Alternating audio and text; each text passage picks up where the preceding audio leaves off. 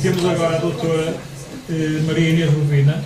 Eu, em primeiro lugar, queria agradecer à organização destas jornadas o convite que me foi dirigido, e é com muito gosto e com muito prazer que estou aqui hoje, entre vós, trabalhadores, nesta área, que é uma área tão importante da assistência espiritual aos doentes que frequentam o hospital. Espero que o vosso exemplo seja alargado a mais hospitais. Eu, como médica, desejo isso. E então, entrando assim no tema, isto é uma pequena biografia que fizeram o favor de colocar aqui, e eu vou introduzir então o tema. Estão a ouvir? O tema que eu vou falar, de que eu vou falar hoje, que é a fibromialgia. A fibromialgia é uma doença que ainda hoje não é muito bem aceita pela maioria dos médicos, pela comunidade médica em geral. Há muitos que consideram apenas um distúrbio psicológico e não uma verdadeira doença. O que é facto é que já em 1904 Goer se dedicava ao estudo deste conjunto de sintomas que aparentemente não tinham muito a ver uns com os outros, formavam uma entidade desconhecida, a que ele chamou fibrosite. Em 1950, um outro médico introduz o moderno conceito de fibromialgia, que ainda hoje nós utilizamos ao designar esta doença. É nos anos 70 que estes dois investigadores identificam regiões dolorosas no corpo, a que denominam de tender points, e eu depois mais tarde vou falar um pouco mais sobre isso. E foi o grande salto, foi dado em 1990, quando o Colégio Americano de Reumatologia resolveu estabelecer os primeiros critérios de diagnóstico. Esses critérios de diagnóstico suscitaram bastante polémica, e então em 2010 foram revistos e criaram-se os novos critérios, que também falarei mais à frente.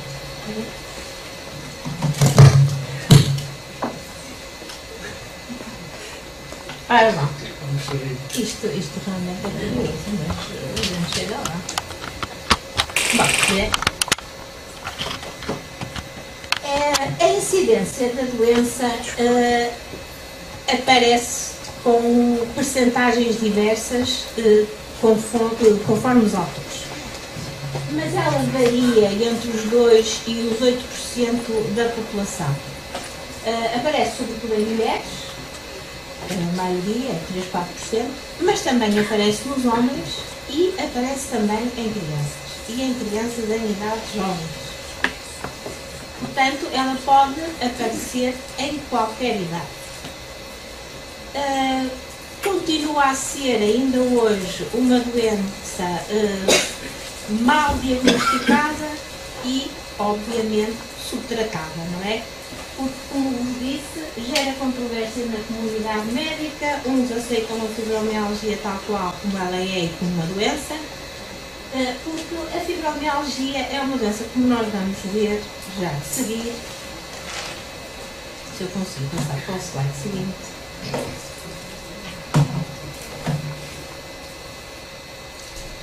A fibromialgia tem isto, é que a fibromialgia não tem uma etiologia conhecida. Nós sabemos que é um síndrome doloroso crónico, mas sem disfunção orgânica conhecida, estabelecida.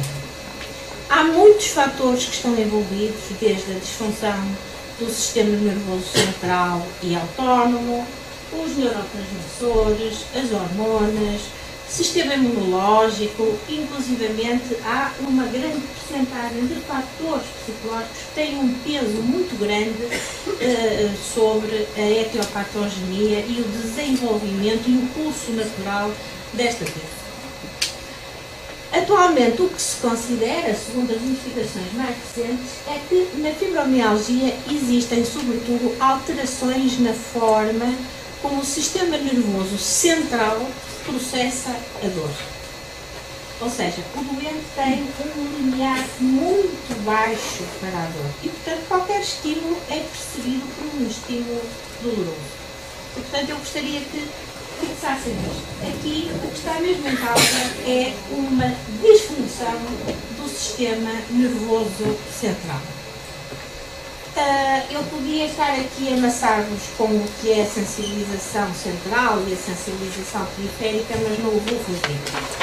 Vou só dizer-vos e chamar-vos a atenção para que a sensibilização periférica é uma das formas de processamento patológico da dor ao nível do sistema nervoso central, e hoje em dia sabe-se que muitos dos síndromes dolorosos crónicos têm esta origem, não é só a fibromialgia. O que vos queria e também aqui deixar esta noção é que o que existe, e é isso que importa talvez nós fixarmos, para falar assim uma linguagem talvez um bocadinho mais para médicos e para pessoal ligado à saúde, é que existe uma hiperexcitabilidade, ou seja, uma hiperatividade dos neurónios do sistema nervoso central e uma ineficácia destas vias de transmissão.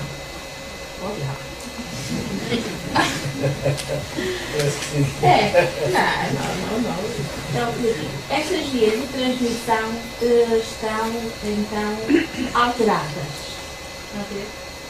O que é que isto significa? Isto significa que todos os sinais...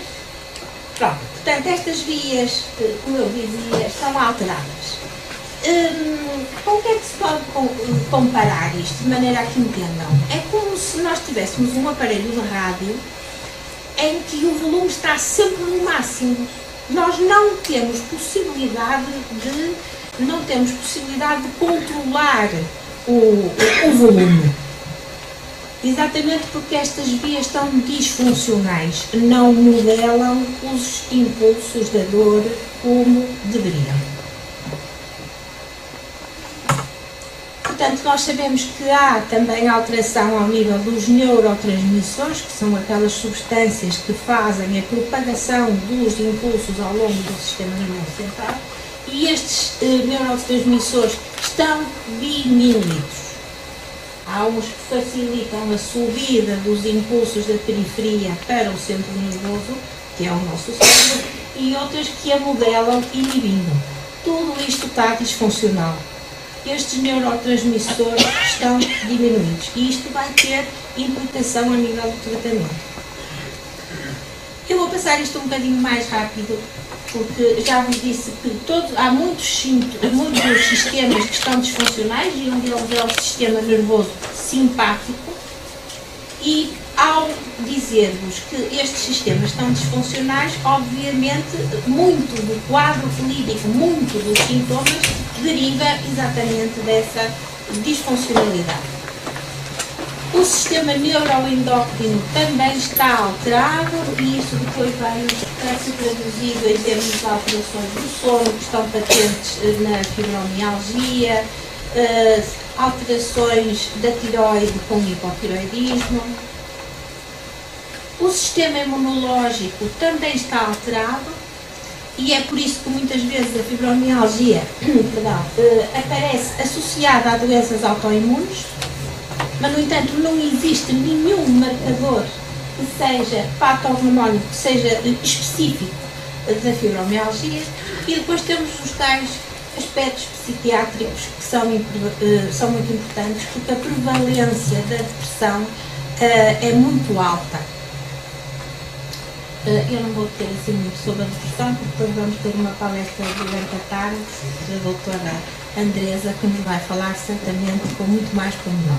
Eu agora só vos queria chamar para que este aspecto de que a depressão é uma das principais, dos principais sintomas da fibromialgia. E outra coisa interessante que gostaria que fixassem é que não existe evidência de inflamação nos tecidos moles.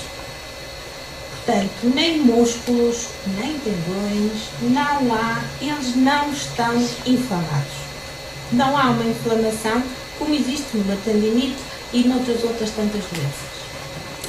Os fatores genéticos têm a sua influência porque há muitos casos de fibromialgia em familiares e isso terá que ter uma explicação.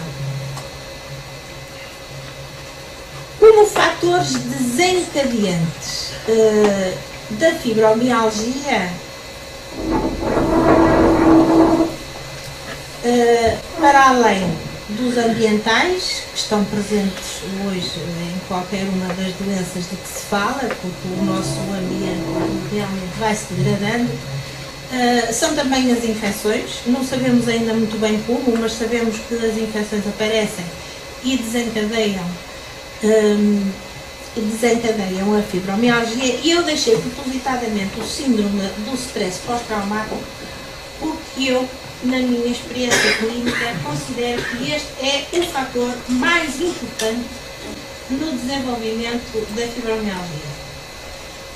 Os autores na literatura médica dizem que há uma prevalência de stress pós-traumático entre 15% a 56%, ou seja, é metade dos casos de fibromialgia, e portanto este síndrome do stress pós-traumático tem de facto um papel importante no desenvolvimento desta doença.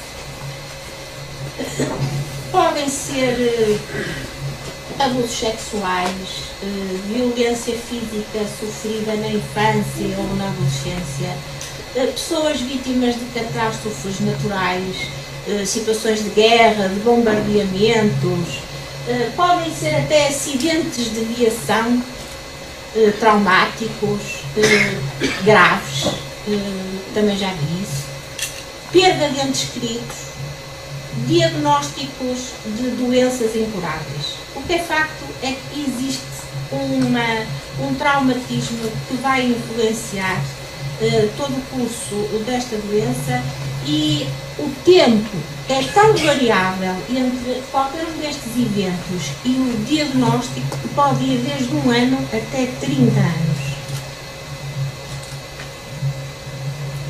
Passemos então ao quadro clínico da fibromialgia. É um quadro vago, generalizado, com uma constelação enorme de sintomas que aparentemente não têm a relação uns com os outros, mas é só aparente. Os três principais sintomas da fibromialgia é a dor. É uma dor crónica, e diz que é uma dor crónica porque tem uma duração superior a 3 meses. É uma dor difusa, multifocal, aparece em vários sítios ao mesmo tempo. Hoje dói aqui, amanhã dói no outro local. Outras vezes é generalizada. Tem alturas em que aumenta, a dor é bastante forte, de intensidade forte, outras vezes diminui. Passa de uns locais para os outros sem qualquer relação, nem com traumatismos, nem com inflamações, como eu já disse. Aparece dor com determinadas características, e nós temos aquela linguagem médica que é um bocadinho enigmática, não é? E dizemos que os doentes têm alodínia. O que é isto da alodínia? A alodínia é uma pessoa que sente dor provocada por um estímulo perfeitamente normal, que se não houvesse doença, a pessoa não sentiria dor. Ou seja, basta tão simples quanto passar a mão pela pele ou passar a mão pela zona dolorosa, causar dor. isto é, audível. A hiperalgesia é o aumento de dor em estímulos nóxicos. Eu costumo dizer que os estímulos nóxicos são aqueles estímulos mauzinhos. É o calor exagerado, é o frio exagerado, é uma picadela, é qualquer coisa que não é um estímulo normal. E, portanto, como todo aquele mecanismo da dor que eu vos falei está alterado, estes doentes sentem esta dor alterada. Portanto, reagem excessivamente à dor. Como estão a ver. Outro dos sintomas cardinais da fibromialgia são as alterações do sono. As pessoas dormem, podem até dormir 7 ou 8 horas e acordam de manhã como se não tivessem dormido. Cansadas, com uma fadiga que não as deixa iniciar a sua atividade, que lhes dá incapacidade. Outra dos sinais e dos sintomas que existe no quadro clínico da fibromialgia que é prevalente é a depressão. A depressão ou a ansiedade. A rigidez articular matinal. O que é que isto quer dizer? A pessoa tem dificuldade em iniciar o seu movimento depois de algum tempo de repouso.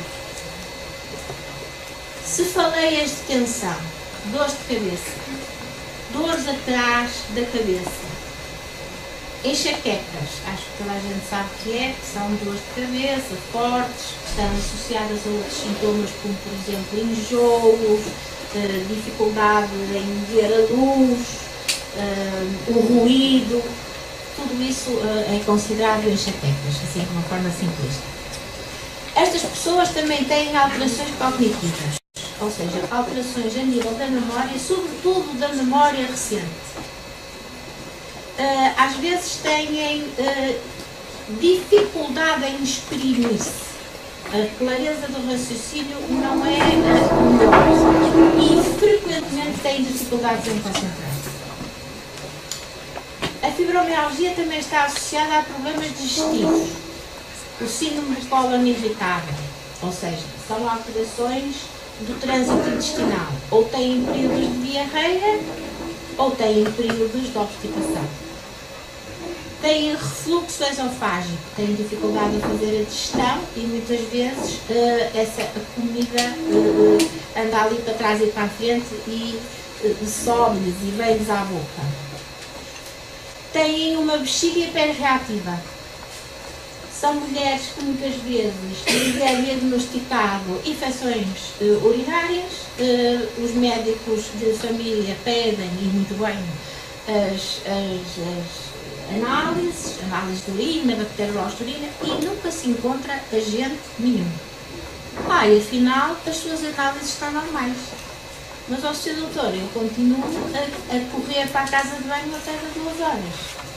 Tenho uma bexiga reativa, tenho aquilo que nós chamamos uma cistite intersticial, têm dores pélvicas, têm dores durante o ato sexual, têm dores ao nível das articulações temporomandibulares, o que lhes provoca alterações da mastigação, portanto têm dificuldade em comer alimentos duros, têm a tal intolerância ao calor e ao frio e à pressão, porque já vos disse que têm dificuldade em tolerar estímulos que para as pessoas normais são estímulos que não causam dor, têm também alterações do fenómeno de Raynaud, que são alterações a nível vascular, e o síndrome das pernas inquietas, que é uma coisa também muito relacionada com a fibromialgia e que causa mal-estar e, sobretudo, por aparecer de noite, dá-lhes perturbações do sono. Portanto, como já viram, é uma população muito heterogénea de doentes. Uns têm uns sintomas, outros têm outros, uns levantam-se de manhã e, apesar dos sintomas, vão trabalhar e conseguem levar a sua vida normal, outros ficam na cama, ficam isolados isolam-se até socialmente, não querem, porque não conseguem prosseguir com as suas atividades do dia a dia. e isso tem uma repercussão enorme a nível da qualidade de vida destes pacientes. Não há exames complementares de diagnóstico específicos. De uma maneira geral, todos os exames são normais. Raio-X, ressonâncias magnéticas, TAC, é tudo normal. Os exames laboratoriais também são normais. Mas eu de qualquer maneira aconselho sempre a fazerem uma pesquisa, e eu deixei isso aqui embaixo, uma pesquisa do ferro, porque muitas vezes aparecem anemias cuja causa não é muito bem explicada, aparecem anemias do déficit de ferro e... Não está isto? Não, ao contrário, não é? Perdão. E o doseamento da vitamina D, da vitamina B12 e do magnésio, porque são oligoelementos que normalmente estão associados à fadiga e à dor muscular e, portanto, temos que excluir também essas patologias. E então o que é que nós vamos encontrar no exame físico? Para além das queixas do doente, que o doente nos diz, não é? Que tem, não é? Que é fundamentalmente a dor é a mais importante de todas, aparecem os chamados tender points, que nós em português podemos traduzir por pontos gatilhos, que mais não são do que pequenas contraturas musculares, sempre localizadas nos mesmos pontos do corpo. E por isso foram mapeadas, digamos assim. E aparecem, são 18.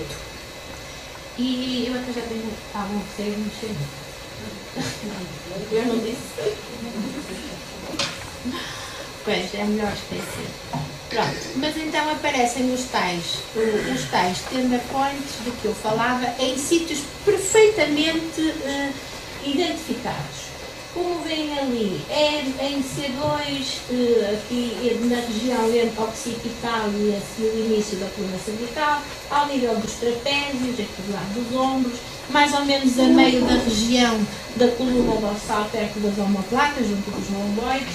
Depois aparecem também nos cotovelos, e aparecem do lado de trás do corpo, ao nível das cristas ilíacas, nas ancas e na face interna dos joelhos.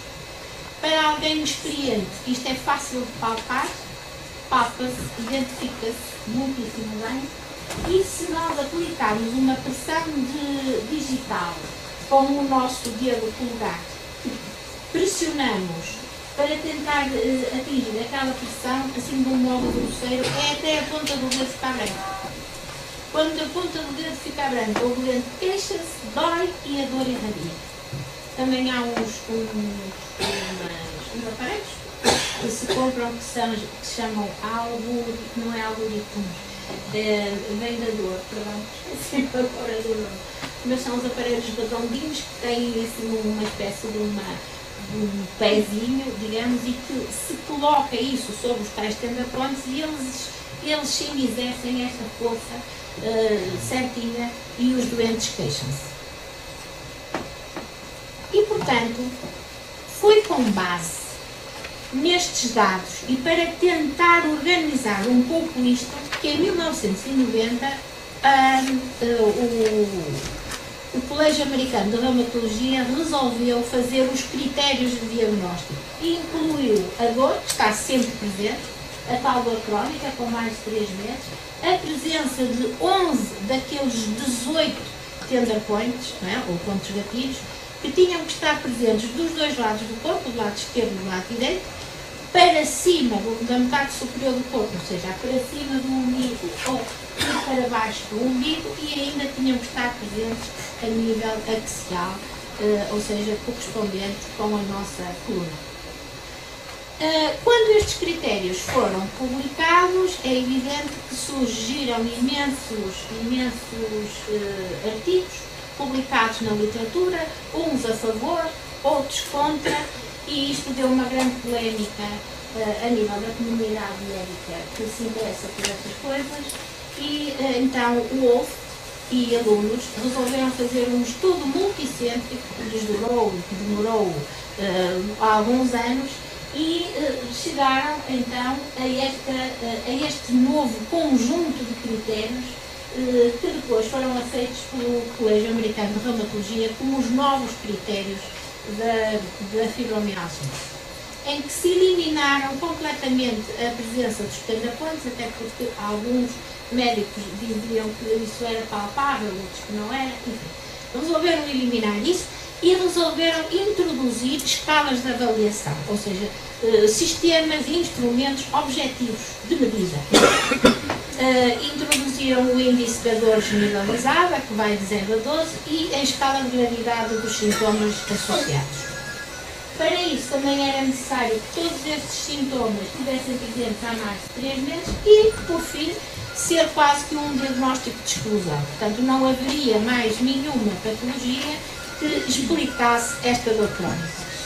Isto foi só para verem que realmente há a comparação entre os critérios de 1990 e os critérios depois mais recentes que ainda hoje são aceitos. Existe sempre, como em qualquer doença, diagnósticos diferenciais. Eles são sobretudo feitos com as alterações da tireoide, com as doenças psiquiátricas, com as doenças autoimunes, com a disfunção do sistema adrenérgico, com o síndrome de fadiga crónica, que também é sim um síndrome que não tem uma disfunção orgânica bem estabelecida. Pronto, e as comorbilidades significa que são outras doenças que aparecem associadas à fibromialgia. Eu já falei de alguma delas, são sobretudo as doenças autoimunes, em especial a inflamatória, a artrose, as doenças degenerativas das articulações, o lúpus, as neuropatias, ou seja, doenças e lesões do sistema nervoso periférico e a apneia do sono. O tratamento médico. O tratamento médico tem por objetivo principal o controle da dor. Restaurar o sono, porque isto tudo tem um ciclo vicioso, portanto as pessoas têm dor, a dor gera contratura, a contratura implica que a pessoa de noite não durma, se não dorme tem mais contratura, se tem mais contratura tem mais dor e andamos neste ciclo vicioso que é preciso quebrar. Portanto, interessa é reduzir os sintomas associados, melhorar a capacidade física. E eu chamo-vos aqui a atenção para isto. Promover a participação ativa do doente no tratamento. Isto aparece já nas recomendações internacionais. Portanto, já há aqui uma mudança de conceito. Já não é só o médico que passivamente trata o doente, não. O doente tem que ser chamado a fazer parte da equipa de tratamento, porque é o centro de tudo. E, como veremos aqui, o tratamento da fibromialgia diz-se multimodal. Multimodal porque há vários tipos de tratamento e porque a abordagem é multidisciplinar, portanto inclui vários tipos de técnicos de saúde. A nível farmacológico, utiliza-se como fármacos de primeira linha, se é que assim se pode dizer, porque não há nenhum fármaco que trate efetivamente a fibromialgia. Não é? Nós vamos tratando a fibromialgia com associação de fármacos, mas são fármacos de primeira linha os antidepressivos, a duloxetina, a venlafaxina, a mitriptilina. Também se utilizam em associações muitíssimo a pregabalina ou a gabapentina, que são medicamentos que nós utilizamos para o tratamento das convulsões, mas na dor crónica eles são muito utilizados, sobretudo em dores deste tipo. E a ciclobenzaprina, que são relaxantes musculares, e por último, claro, os anti-inflamatórios, porque são mesmo os próprios doentes que tantas vezes a eles recorrem. A fisioterapia é fundamental porque a fisioterapia relaxa, tira a dor e, sobretudo, porque ensina os doentes a fazer exercício. O exercício é fundamental na fibromialgia, sobretudo aquele exercício aeróbico. porque nem precisa de ser uns exercícios complicados. Baixa a marcha, o caminhar todos os dias, a piscina, modalidades agora muito conhecidas de stretching, como o yoga, o pilates, o tai chi, tudo que seja alongamentos musculares também é importante no tratamento da fibromialgia. E obviamente, como falei, a psicoterapia tem um lugar fundamental, porque os fatores psicológicos, já foi aqui dito, são fundamentais no tratamento e no tratamento da fibromialgia. Utilizam-se várias técnicas, sobretudo esta terapia cognitivo-comportamental, em que, e chamo outra vez a vossa atenção, o objetivo é a mudança do estilo de vida, o autocontrole, a gestão de stress.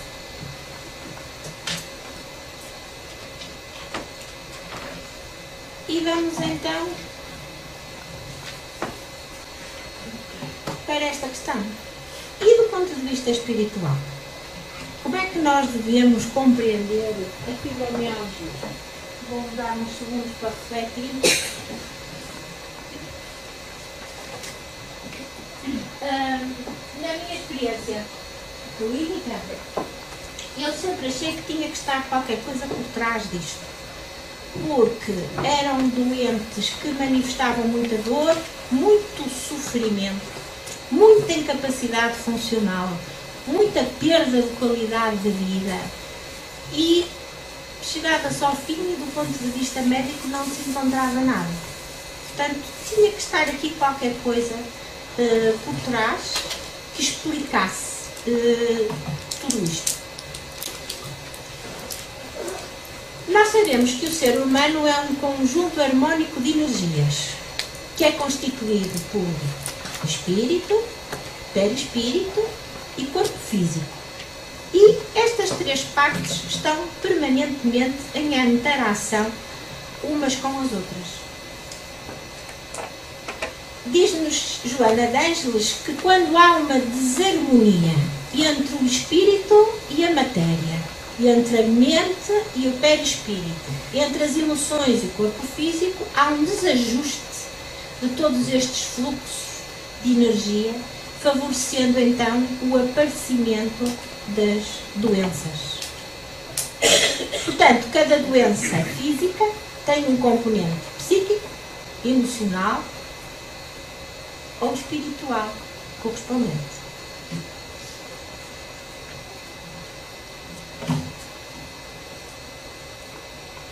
Chamo-vos aqui a atenção para esta sobreposição que existe entre os núcleos energéticos, nós na doutrina espírita chamamos os centros vitais, e os plexos nervosos, porque há uma correspondência anatómica enorme.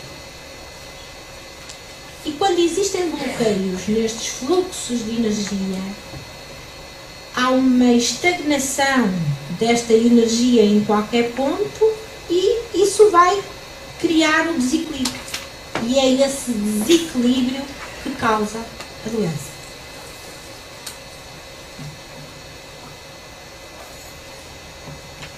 Vamos ver as características psicológicas destes doentes que têm fibromialgia. São perfeccionistas. São indivíduos com elevadas perspectivas sobre eles próprios. E posso-vos dizer que já na ciência médica isto já está descrito na literatura. Faz parte. A personalidade A e o perfeccionismo fazem parte das características dos doentes com fibromialgia. Uma rigidez de caráter. Baixas estratégias de coping, ou seja, eles reagem muito mal às adversidades e ao stress. Têm muita dificuldade em exprimir aquilo que sentem e quando o fazem revelam medo. Mas será que eu nunca mais voltarei a ser o que era? E porquê é que isto me aconteceu a mim? O que é que me espera no futuro? Isso, a maior parte deles, nem todos, mas a maior parte deles queixam-se, são pessimistas, têm falta de esperança.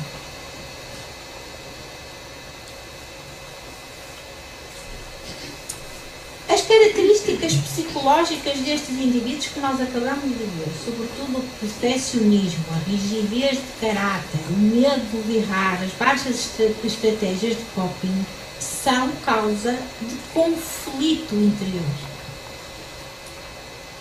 E este conflito interior vai-lhes causar o desejo de se autopunirem, de se castigarem. E tudo isto porquê? Porque subjacente está um sentimento de culpa.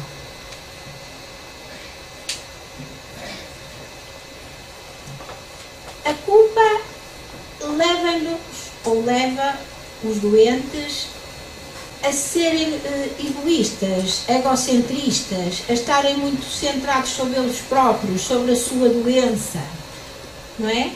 E muito preocupados com eles próprios e virados para dentro. Essa culpa que existe, por vezes, é consciente. E é tão forte todo este conflito que se somatiza, que dá doença. Outras vezes a culpa é inconsciente e é oriunda de vidas passadas, como já aqui foi dito, e terá que ocorrer algum evento para que repare o erro. Perdão.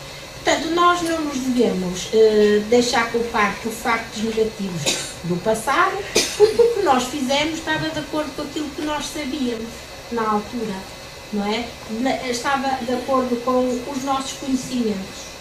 E, portanto, o que nós temos mais é que aceitar esses erros à luz do desenvolvimento intelectual e moral que tínhamos nessa época.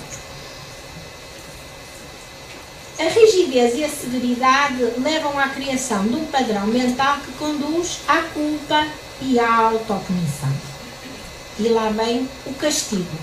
O castigo que nós, os doentes, infligem a si próprios. E é que muitas vezes esse castigo para eles até lhes dá alguma satisfação, comprazem-se com esse sofrimento. Centrados neles próprios de uma forma egoísta, a culpa assume uma proporção tão grande que lhes tolda o raciocínio, que deixa de lhes dar a perspectiva clara daquilo que eles são e do mundo que os rodeia.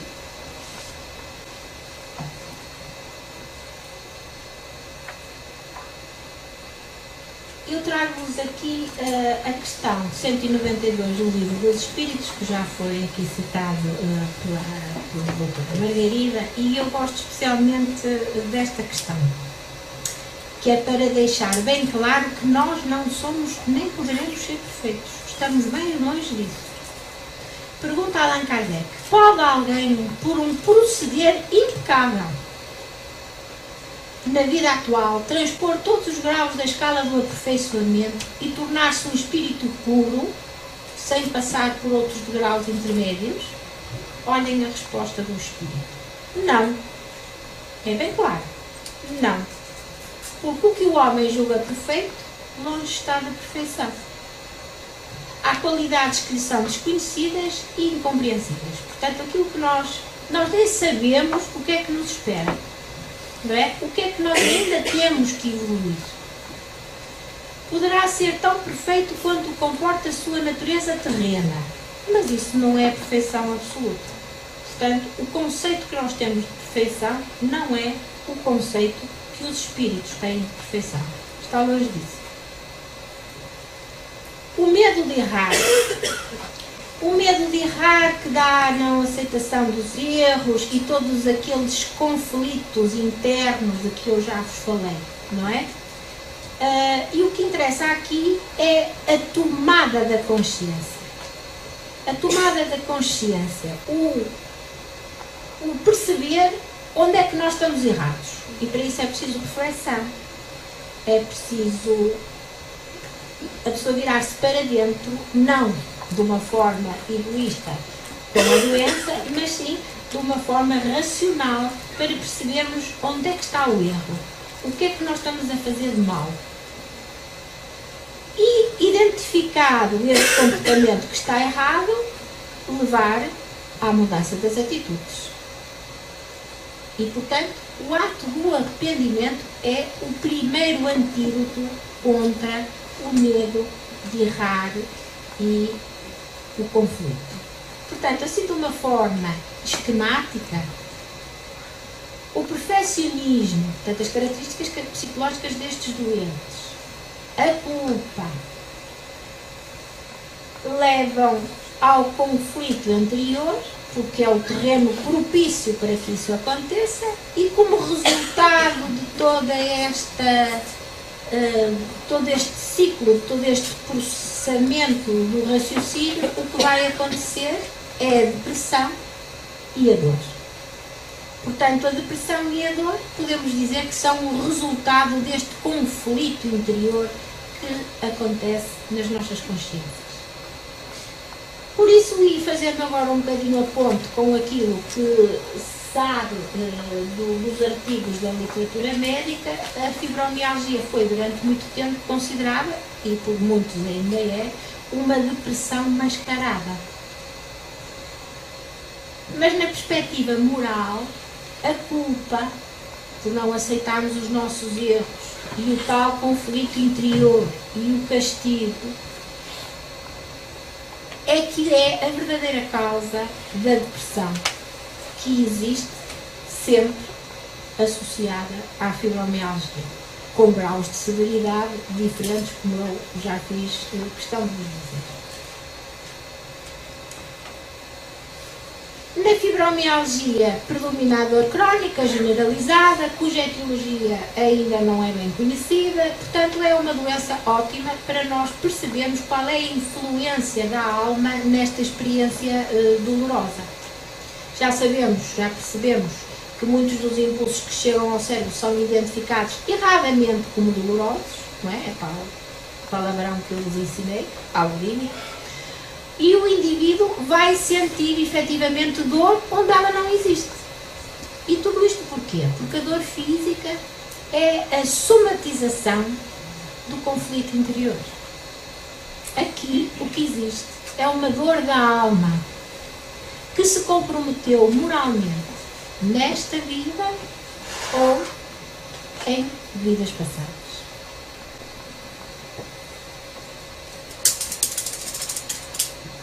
O tratamento espiritual pode auxiliar estes doentes? É claro que pode.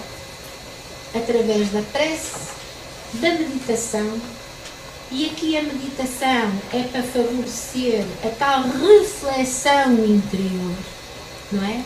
A tal tomada de consciência. Nós fazemos o exame de consciência e vemos o que é que nós estamos a fazer que não esteja no caminho do bem. A doação de energia vital através dos passes e da água fluidificada, porque nós somos efetivamente um conjunto de energias e essas energias estão alteradas nas doenças. A aproximação aos conceitos evangélicos, sobretudo a estimulação do conhecimento moral, porque no Evangelho o que nós aprendemos são as leis morais, e a integração em trabalhos comunitários, o fazer bem ao próximo. Saúde é a perfeita harmonia da alma, diz-nos Emmanuel. Então, se perguntarmos se a fibromialgia tem cura, a resposta é sim. Tem potencial de autocura. Mas para isso é preciso passar por todo um processo. Pelo processo do tal autoconhecimento, do que já vos falei, do processo da transformação interior, ou seja, da nossa mudança de atitude, o querermos mudar, o termos vontade para o fazer, porque ter vontade é fácil, agora mudar já não é tão fácil assim. E obviamente que o conhecimento das leis divinas. Estes são os 3 passos que nos levam à reforma íntima. E essa sim é que é a verdadeira cura da fibromialgia. O conhecimento das leis divinas ou leis naturais são as leis morais que Jesus nos deixou no Evangelho, que podem ser resumidas em esta frase: conhecereis a verdade e a verdade vos libertará. Jesus tinha mensagens maravilhosas, cheias de conteúdo. O que é preciso é refletir sobre elas. O autoconhecimento, como eu já vos disse, que leva à reflexão interior, não é? Porque a nossa tendência é sempre culpar os outros daquilo que nos acontece, que é muito mais fácil, não é? É muito mais fácil. Mas a mudança está em nós. A mudança está em nós. Parte de nós. Somos nós que temos que reconhecer que não estamos no caminho certo e que somos nós que nos temos que nos propor à mudança. Não é a família, não é? Que não faz aquilo que não me entende, que não percebe a minha dor, que não percebe que eu não consigo fazer isto, que um dia consigo fazer porque estou melhor, mas no outro dia não consigo sair da cama. Isto são as queixas normais que eu ouço na minha consulta. Portanto, autodescobrir-se é conseguir revelar à consciência gradualmente os conteúdos que se encontram inconscientes. E eu chamo aqui a atenção para há aqui um truque. É que não é necessário ter acesso direto aos conhecimentos dos processos experimentados pelas vidas passadas. Há muitas pessoas que acham que só assim é que se conseguem mudar. E não é isso. Isso não interessa nada. Se Deus nos deu, como também a Margarida já falou, o facto de cada vez que nós encarnamos esquecermos o que está para trás, por algum motivo foi. Portanto, valerá a pena andarmos a mexer nisso?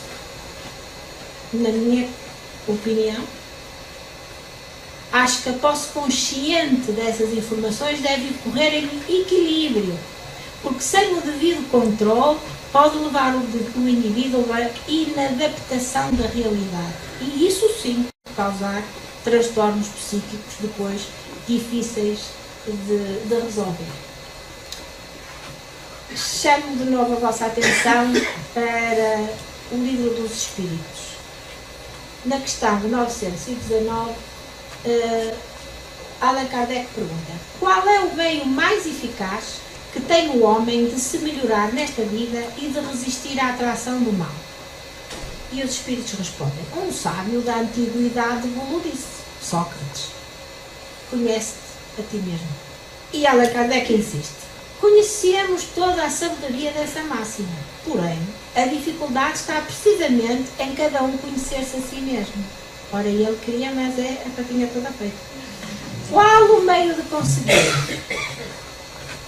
E é Santo Agostinho que responde: fazei o que eu fazia quando vivi na terra. Ao fim do dia, interrogava a minha consciência, passava a revista ao que fizera e perguntava a mim mesmo se não faltara algum dever, se ninguém tivera motivo para de mim se queixar. E o tal processo de transformação interior de que vos falamos, que é a mudança das atitudes, é uma decisão de mudar. Face a esta necessidade de nos desligarmos de situações e de conflitos interiores que não vão favorecer o crescimento pessoal de maneira nenhuma. Portanto, pressupõe-se aqui a educação dos pensamentos, pressupõe-se aqui a terapia da gratidão. O estarmos gratos a Deus por mais esta oportunidade da vida, por mais esta encarnação, por esta oportunidade que temos de nos redimirmos das tais culpas inconscientes, daquilo que ficou para trás, porque nós já estivemos em situações muito más e muito complicadas e já fomos muito mauzinhos e, portanto, temos que nos redimir à medida das nossas possibilidades. E, portanto, nós não podíamos, não devemos desperdiçar a vida com esta atitude egocentrista e egoísta, de estarmos apenas centrados na nossa doença, nos nossos problemas. E depois o perdão, a terapia do perdão. Mas nós, fundamentalmente, temos é que nos saber perdoar a nós próprios, para estarmos em paz, para termos serenidade e assim conseguirmos perdoar os outros. Porque se nós não nos perdoamos a nós, também não temos condições nenhumas para perdoar os outros. E, portanto, aqui temos a terapia do amor. A verdadeira terapia desta e, no fundo, de todas as doenças. Diz a André Luiz no livro O Mundo Maior: época virá em que o amor, a fraternidade e a compreensão, definindo o estado de espírito, serão tão importantes para a nossa mente encarnada como são o pão, a água e o remédio. É uma questão de tempo. Portanto, nós todos vamos chegar lá, porque nós estamos condenados a ser felizes. É lícito esperar sempre o bem, o otimismo divino. A mente humana, de uma maneira geral, eleva-se para o conhecimento superior, apesar de, às vezes, parecer o contrário. Isto é a lei do que parece. E estas palavras são, por si só, bem explícitas. Este é o primeiro mandamento que Jesus nos deixou no Evangelho. Amarás o Senhor teu Deus de todo o coração, de toda a tua alma, de todo o teu espírito. Esse é o maior e o primeiro mandamento. E aqui está o segundo, que é semelhante ao primeiro. Amarás o teu próximo como a ti mesmo. É a terapia do amor. É o amor que nos salva, é o amor a Deus em primeiro lugar, é o amor ao próximo, é o amor também a nós próprios, porque temos que nos amar, porque se nós não nos amarmos e se não nos perdoarmos, não temos condições de amar os outros. Portanto, temos que reconhecer que, efetivamente, Jesus, o grande terapeuta, o médico das almas, nos deixou nas suas mensagens todas as orientações de que nós necessitamos. Nós é que não queremos ouvir. Muito obrigada.